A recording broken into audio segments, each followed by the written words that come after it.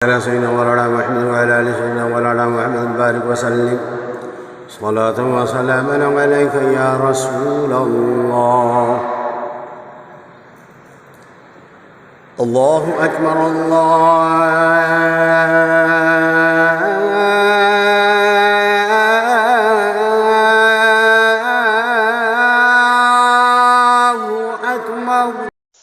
اعوذ باللہ من الشیطان الرجیم بسم اللہ الرحمن الرحیم لا الہ الا اللہ محمد رسول اللہ صلی اللہ علیہ وعلی آلہ صلی اللہ علیہ وسلم صلاۃ و سلام علیک یا رسول اللہ صلی اللہ تعالی علیہ وسلم. الحمدللہ رب العالمین الرحمن الرحیم الرحمن الرحیم الرحمن الرحیم مالک یوم الدین ایاک نعبد و ایاک نستعین اهدنا الصراط المستقیم صراط الذین انعمت علیہم غیر المغضوب علیہم ولا الضالین آمین آمین آمین. بسم اللہ الرحمن الرحیم الحمدللہ رب العالمین الرحمن الرحیم الرحمن الرحیم الرحمن الرحیم مالک یوم الدین ایاک نعبد و ایاک نستعین اهدنا الصراط المستقیم صراط الذین انعمت علیہم غیر المغضوب علیہم ولا الضالین آمین آمین آمین. بسم اللہ الرحمن الرحیم قل هو اللہ احد اللہ الصمد لم یلد ولم یولد ولم یکن له کفوا احد. قل هو اللہ احد اللہ الصمد لم یلد ولم یولد ولم یکن له کفوا احد. قل هو اللہ احد اللہ الصمد لم یلد ولم یولد ولم یکن له کفوا احد. اللهم صل علی سیدنا محمد نور الانوار وسر الاسرار وسید الابرار. الصلاۃ والسلام علیک یا رسول اللہ الصلاۃ والسلام علیک یا حبیب اللہ صلی اللہ تعالی علیہ وسلم. السلام علیکم ورحمۃ اللہ وبرکاتہ. کیسے ہیں آپ سب؟ خیریت سے ہیں؟ اللہ خیر رکھے، کرم فرمائے. شراب کی حرمت. اللہ تعالیٰ نے مسلمانوں کو جو اسلامی ماحول میں زندگی گزارنے اور احکام الہی پر عمل کرنے کے لیے مدینہ کا سازگار ماحول عطا فرمایا تاکہ زمانے جاہلیت کی تمام رسموں اور بری عادتوں کو ختم کر کے اسلامی معاشرے کا عملی نمونہ دنیا کے سامنے آ جائے. ان کی سب سے بری عادت شراب نوشی تھی. اس کی محبت عربوں کی گھٹی میں پڑی ہوئی تھی. چنانچہ شراب اور جوا کے بارے میں پہلا حکم سن ہجری 3 میں نازل ہوا. اس میں بھلائی کے مقابلے میں برائی اور گناہ زیادہ ہے، حتیٰ کہ عقل و ہوش تک ختم کر دیتی ہے. چنانچہ بعض لوگوں نے اسے چھوڑ دیا.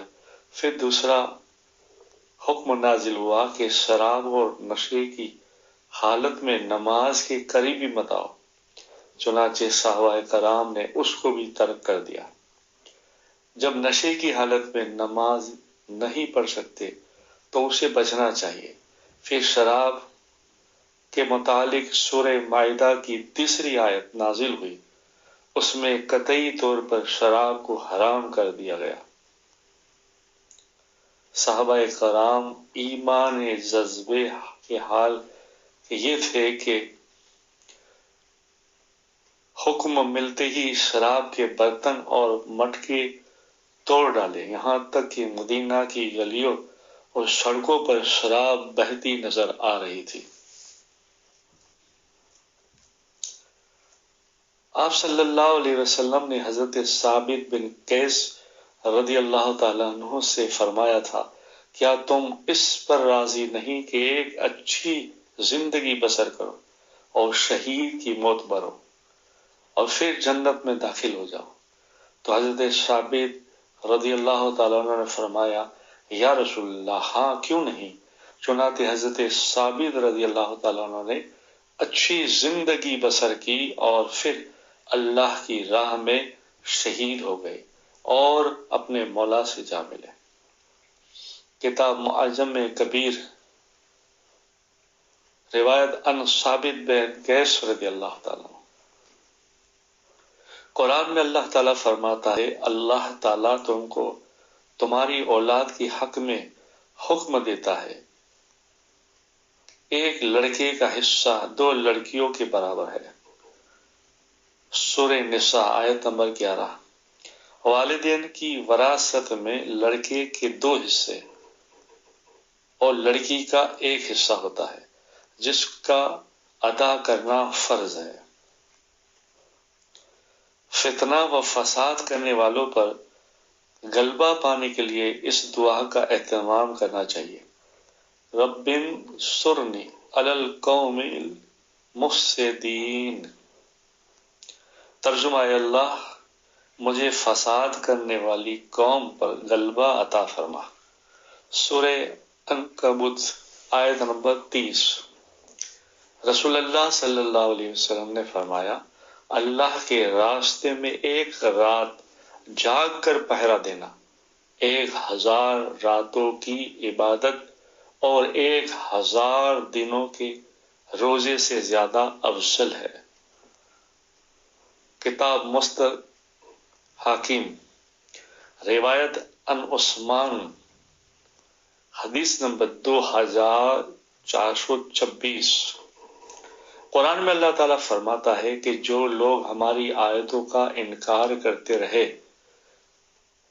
تو وہی بدبخت ہے جن کو بائیں ہاتھ میں نامال اعمال دیا جائے گا، ان پر چاروں طرف سے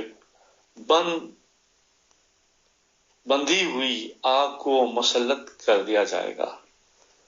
سورہ بلد آیت نمبر 19 اور 20۔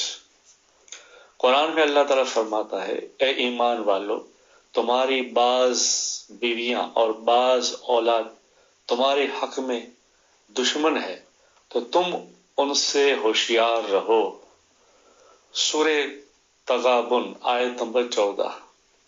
فائدہ: بیوی بچے بعض مرتبہ دنیاوی نفع کے لیے خلاف شریعت کاموں کا حکم دیتے ہیں، انہی لوگوں کو اللہ تعالیٰ نے دین کا دشمن بتایا ہے اور ان کے حکم کو پورا نہ کرنے کی ہدایت بھی دی ہے۔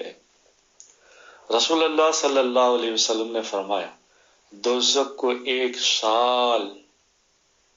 کو 1000 سال تک دہکایا گیا ہے، وہ لال ہو گئی، پھر 1000 سال تک دہکایا گیا یعنی گرم کیا گیا تو وہ سفید ہو گئی، پھر 1000 سال تک دہکایا گیا، اب وہ بہت زیادہ کالی ہو گئی۔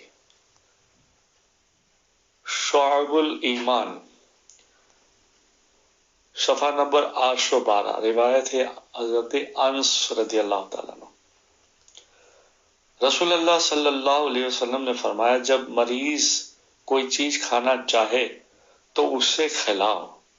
کنز العلماء، روایت ہے ان ابن عباس رضی اللہ تعالیٰ عنہ۔ جو غذا چاہت اور طبیعت سے کھائی جاتی ہے وہ بدن میں جلد اثر کرتی ہے، لہذا مریض کس چیز کے کھانے کا تقاضا کرے تو اسے کھلانا چاہیے۔ ہاں اگر غذا ایسی ہے کہ جس میں مرض بیماری بڑھ جانے کا امکان ہو تو اس سے پرہیز کرنا چاہیے۔ رسول اللہ صلی اللہ علیہ وسلم نے فرمایا جو آدمی اللہ اور یوم آخرت پر ایمان رکھتا ہو اسے اپنے مہمان کا اکرام کرنا چاہیے۔ ایک دن و رات کی خدمت اس کا جائز حق ہے اور اس کی دعوت و مہمان نوازی 3 دن ہے، اس کے بعد میزبانی اسی کے لیے صدقہ ہے اور مہمان کے لیے زیادہ دن ٹھہر کر میزبان کو تنگی میں مبتلا کرنا جائز نہیں۔ بخاری شریف، حدیث نمبر 6135، روایت ان ابی ہریرہ رضی اللہ تعالیٰ عنہ۔ اللهم صل على سيدنا محمد نور الانوار وسيد الاسرار وسيد الابرار صلى الله عليك يا رسول الله صلى الله عليه وسلم نور من نور الله.